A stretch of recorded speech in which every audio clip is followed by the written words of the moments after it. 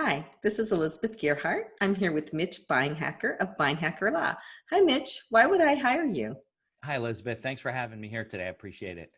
I hope that people hire me because I am as a small business attorney, I help them start their companies. I help them with the agreements that help them run their business and their lives too, if you count wills and trusts and things like that, healthcare documents. Um, and I consider myself a business advisor. So I'm often the person that helps them with working on their business plan, working out the issues of how they market their business and the financial side of it in coordination with the other experts they work with, maybe a coach or an outside CFO or other professionals that they work with. It's a very general practice. So I'm the person who handles all the generalities and all the main stuff. But if it gets in the weeds where they have an employment problem or they have, they have to deal with intellectual property like your husband does, or I don't know, security, cybersecurity, privacy, whatever it happens to be, I work with other professionals, as we all do, and I bring them in and get them involved at that point. So you take a very holistic approach to your clients, it sounds like. That's a good term. Yes, definitely holistic. I mean, I think that if you take a holistic approach, you avoid a lot of the problems that from the last 25 years in the business, are aware of. When I draft a contract, I know what the 2 or 3 goals of the contract are. A lot of people, unfortunately, draft their own agreements. Sometimes they're even lawyers, but they're not practicing and they're in business. And they get in trouble or they have a dispute, because we know you can't avoid disputes, right? So you have disputes, just recognizing that they exist. That's why you have things in writing. And they don't have any dispute provisions. There's nothing in the contract about, okay, what happens if we disagree, misunderstand each other? One misrepresents something to the other, even if it's not intentional. So how do you deal with those problems? There's nothing in the agreements about that. And that's one of the 2 reasons why you have a contract. One is to lay out all the rules of the game, even if it's an operating agreement. And then the other part is, well, what do you do if you break the rules, or if you disagree? And homegrown agreements, I hate to use that term, but are always missing those provisions. Right. And one thing we talked about too is, although you personally don't do litigation, if it gets to that point, you do have litigators, but Correct. you will do kind of mediation. You will take people up to that point and hopefully not go there. Yeah, I would say 9 times out of 10, we can avoid litigation. Since I don't litigate, I'm not looking to get anybody to court. And I think I'm a very good negotiator. I think I usually put deals together that work for both sides. Sometimes I have to talk my clients into things a little bit, and I got to talk the other side into things a little bit. But for the most part, I think 9 times out of 10, you can negotiate your way out of disputes, because at the end of the day, nobody really wins when you litigate. I mean, maybe the attorneys do, but the people don't win. You always come, I don't care, even if you win the case, you spent a lot of money. It took up a lot of your time. It took you away from the things that you need to do to run your business and to be successful and to spend time even with your family. And it's just a draining process. So I don't think that and sometimes you can't avoid court. You have to go to court. There's infringement. You got to go after whoever it is. But I don't really think anybody benefits for the most part from having to go to court. I have to agree. I know, as you mentioned, my husband Richard runs an intellectual property law practice, and he has the same take on it that you do. Anything he can do with his clients to get to a settlement, to work Sure. out the issues, because litigation is expensive and it is life consuming. Yeah, And sure. so that's the kind of attorney I think that most people would really want, is somebody who gets Yeah. as much as they can get without court. Yeah, I mean, that's the thing. Like, you protect your clients and you put them in the best position that you can, but you also recognize that there's always going to be disagreements. I mean, even in your husband's area and in intellectual property, I mean, those things tend to be protracted litigation, because you're dealing with, patent infringements and trademark infringements and statutory, violations and all kinds of stuff. And it does get involved. So if you can figure a way for the 2 people to coexist, okay, you only do it for this reason, and we can contractually agree on how to move forward, then everybody's life is better. And maybe that upsets all the litigators that we know, but for the most part, I don't think anybody benefits from, just the reality that disputes happen and you got to work them out. So what do most people come to you for? most of your clients? Most of my clients come to me. I mean, some people just come to me for their estate planning, and some people come to me for business work because they have an old agreement, let's say an operating agreement, or they don't have an agreement, or they're looking to start a business. Often, if it's a family business or there's partners in the business, the estate side and the business side are kind of, interwoven because you can't kind of change one without affecting the other.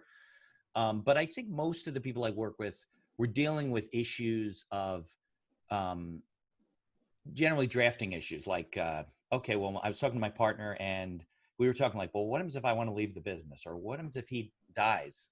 Or what happens if I become disabled? And they don't have a written buy-sell agreement. They may have an operating agreement that addresses some of those issues, but they don't have a formal buy-sell agreement that deals with these issues in detail. I get sometimes families come to me and it's been a family business for a long time and the children's taken over the business and there's two siblings, let's say, that run the business, brother and a sister. And it's gotten to the point where, the sister's kind of not really working. She's taking a paycheck and he's running the whole business, but it's 50-50 and they don't even have an agreement. So how do you address those issues? Very dicey, by the way. I don't recommend anybody getting in that position, but I have been in there and it's very, how do you even address that with your siblings? Say, you don't work here and you shouldn't be making as much money as me. But they own 50% of the company. So there's a lot of that stuff that people come to me for. How do you choose an entity? Should it be an LLC or a corporation? An S Corp, C Corp, LLC, a partnership, although we don't really do those as much. In New York, it's going to be different than New Jersey because New York has some crazy rules around LLCs and publication requirements. New Jersey doesn't. As an attorney, I like LLCs. Sometimes CPAs like corporations more. So sometimes you have to get dual advice from different people. So it sounds like you cover just about every aspect of business, and you can Yes. tell people what you know about it. And if there's something that needs to go deeper, then you refer them to somebody, a trusted person in your circle. Or I can, just like I'm sure your husband does, professional courtesy, I get the answer. Right. If it's not complicated. But yeah, I mean, when it comes to business, I can do it soup to nuts, from, negotiating your lease, helping you deal with vendors, contracts, equipment leases, forming the company, bringing on a partner, selling assets of the business, buying assets for the business, whatever it happens to be. So, I'm the legal quarterback. I can deal with the CPAs and all the other people that you deal with, as opposed to people that specialize and they're very, specific about what they do from a legal standpoint. And you've been doing this 25 years. About, yeah. How many businesses do you think approximately that you've helped? Oh, hundreds. I don't know. I don't think I've ever kept track. I mean, I have 3,000 or 4,000 people on my mailing list, but they're not all of my customers. But certainly, yeah, hundreds and hundreds over the years, and all different industries. I work with a lot of medical professionals. I've worked with a lot of restaurant owners. I've helped people with franchises, sell, buy. We've had situations where chains had to go bankrupt, and we work with their bankruptcy counsel. I've worked with people who own gyms and fitness centers, local retail, a lot of the solopreneurs, consultants, people that work out of their home. It really runs the gamut. So what's the first piece of advice that you give them when somebody comes to you? Well, are they starting up or are they already operating? Both. Do each. Okay. Somebody already in the midst. Okay. So if they're coming to me and they're just starting a business, first I want to talk to them about, get to know a little bit about what they're doing to figure out kind of what do you need first, right? So not everybody needs to run out, get an operating agreement and form a company. Maybe it's just a concept they're working on, they're developing it. So I want to know, do they have a business plan? Do they have a marketing plan? Have they at least done, that book, the one-page marketing plan? Have they at least done that?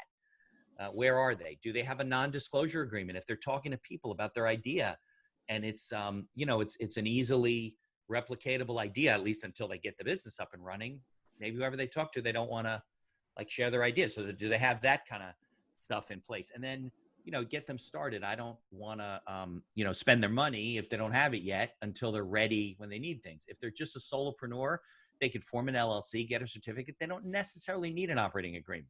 You don't need an agreement with yourself that tells you what the rules and regulations of your own company are.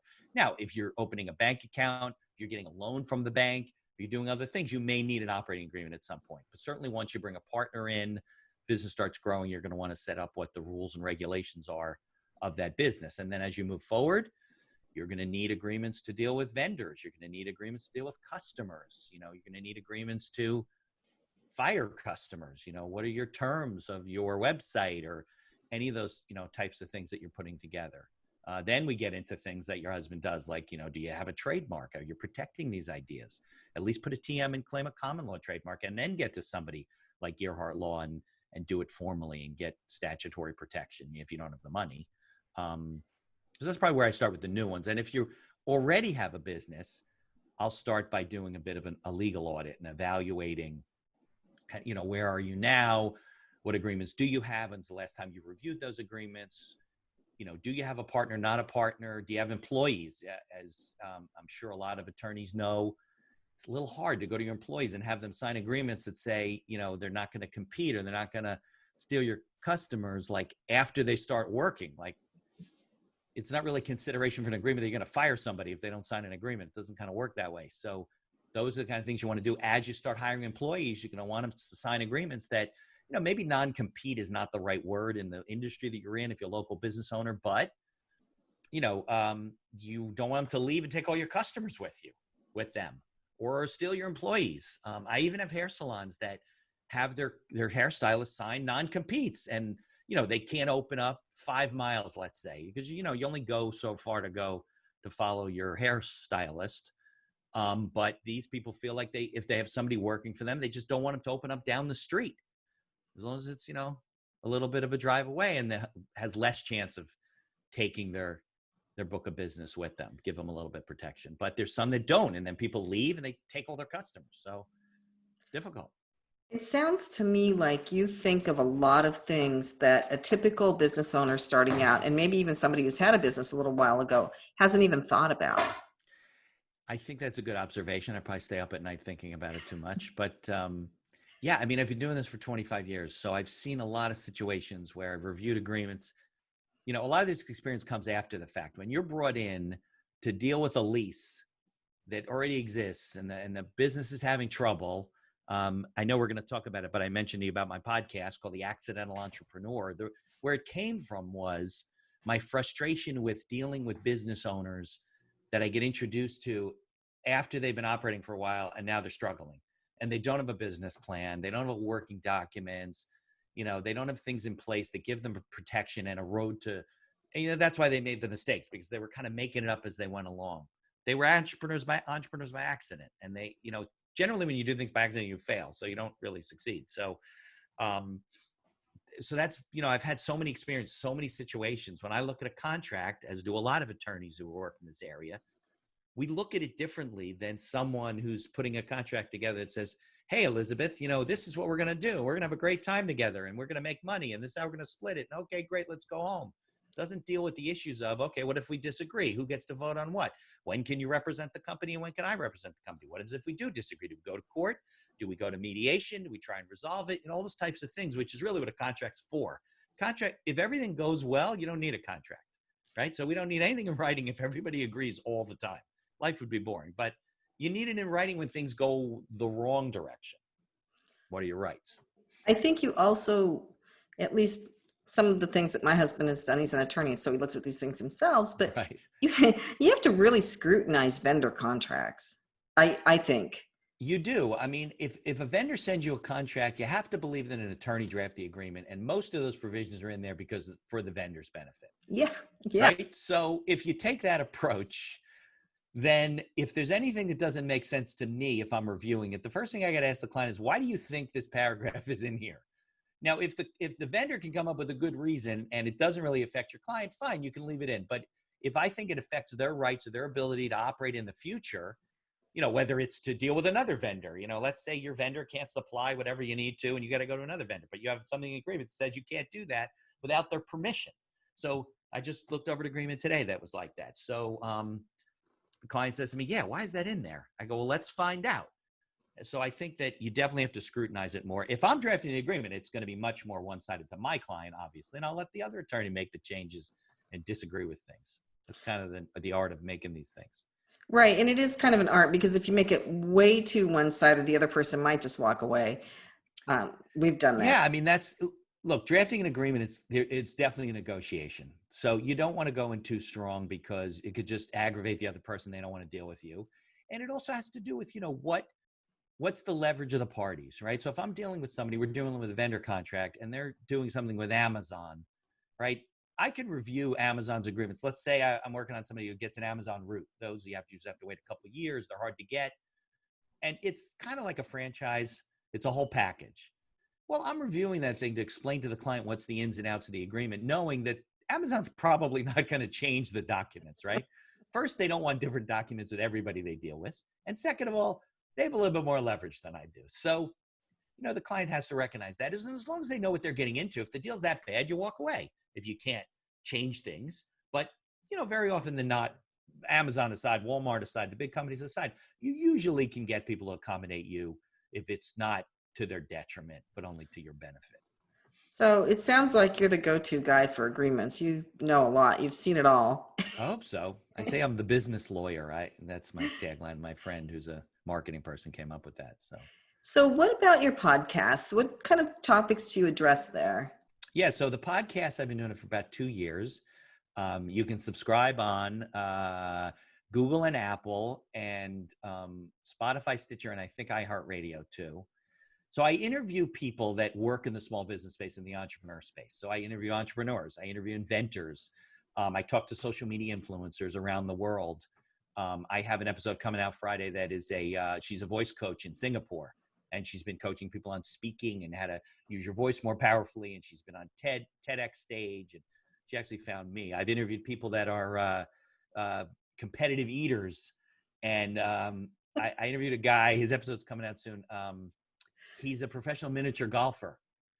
And he was on, that show that's on now, Holy Moly on ABC? Yeah. Right? He was one of the contestants like the first year. I don't know if he won or not. I got to look up the episode, but he was on there, and I think he had to climb this bear and he fell off or whatever they do to embarrass you on that show. But, so he found me too.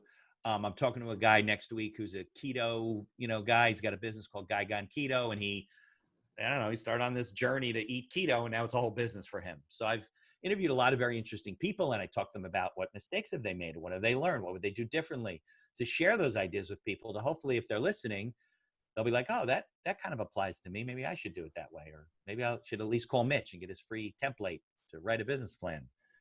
That, by the way, number one reason why businesses fail, no business plan. Even like Woolworths went under, no business plan. Wow. Yeah. That sounds like a really great podcast. I have to listen to it. I apologize. I have not yet, but I will. No problem. We'll get you on there too, Elizabeth. It'd be awesome. Yeah. Absolutely. Yeah. Well, you're coming on our podcast and radio show on iHeartRadio. Yeah. As a guest speaker who can help entrepreneurs and answer their questions. Yeah, absolutely. I'm always happy to come on. I go on guests on podcasts all the time. I'm happy to talk, not shy. I want to share my information, 25 years. And if I can help people push the curve a little bit, then maybe we'll all be a little bit better off, especially with everything that's going on with the economy. Oh, that's one other thing I wanted to touch on. With everything that's going on, you probably have never had to actually meet your clients in person, right? I mean, you could, but you have to. Yeah, I mean, now, I used to do it more just because that was the way business was done. But now, through Zoom, it's much easier to meet with people. I don't need to physically be with somebody to do an agreement or to learn about their business. They can email me documents. We could go over them on a Zoom chat. And it's easy to work with people that way. And now nobody wants to even be near you. So with the whole COVID crisis, it works out well. But if you're a business owner, you don't necessarily need to physically work with me. So, I advise businesses around the country. I may not be their lawyer because I practice in New Jersey, but in terms of advising them, I do that. And certainly throughout New Jersey, I'm not driving down to Camden, but I can talk to people from there and deal with them and email them documents and send them instructions on how to sign things. And it's fine. And by the way, I don't know if I mentioned this, but on my website, I've automated a lot of the simple stuff. So if somebody needs a simple business agreement, a non-disclosure agreement, a simple lease, then go on my website, prepay it, half the price I normally charge, put in all their data. Now the document comes to me first. I review it, check it out, see if I have any questions for you. Then I'll send it to you with signing instructions and you're done. You don't have to worry about spending so much time with a lawyer. That's awesome because it saves a person so much time. If I want to tomorrow, I assume you turn these around really quickly. Yeah, 48 hours, 72 hours. That's really awesome. Yeah, makes it easier because there's a lot of situations where I work with a lot of financial advisors, right? And the financial advisors often work with people like for buy-sell agreements or whatever they're trying to do because they're placing insurance for the different people. So the attorney gets involved, and then 6 months later, they don't even have an agreement because it's back and forth and this and that. I just want to get it done because people aren't benefiting from waiting. They need to get this stuff done. I do the same thing with basic wills on the platform. Wow, that's really powerful. Yeah, just go to Beinhaker Law, and it's Beinhaker Law. Beinhaker Law, and there's an automated section. So Great. Is there anything else that people need to know about you? no, I don't think so. I mean, I'm on all the social media platforms. You can always find me, and on the website you can interact with me. All our guests are listed on the website. So, you know, if anybody has anything more custom, I'm always available for a free consult via Zoom. They can go to my calendar. I think it's on. Yeah, that should be on the website too. And they can just sign up for a half-hour consult, no charge, whatever they want to talk about. Wow, that's awesome. That's very generous. Yeah. Yeah, I know a lot of people are worried the minute they pick up a phone, they're getting charged, but you give a free half hour. That's really Yeah, I mean, I don't really watch the time. So if it goes over half an hour and I have the time and I have to run to another meeting, I'm not going to cut them off. So wonderful. Well, it's nice chatting, Mitch. I appreciate it. Thank you. Thank you.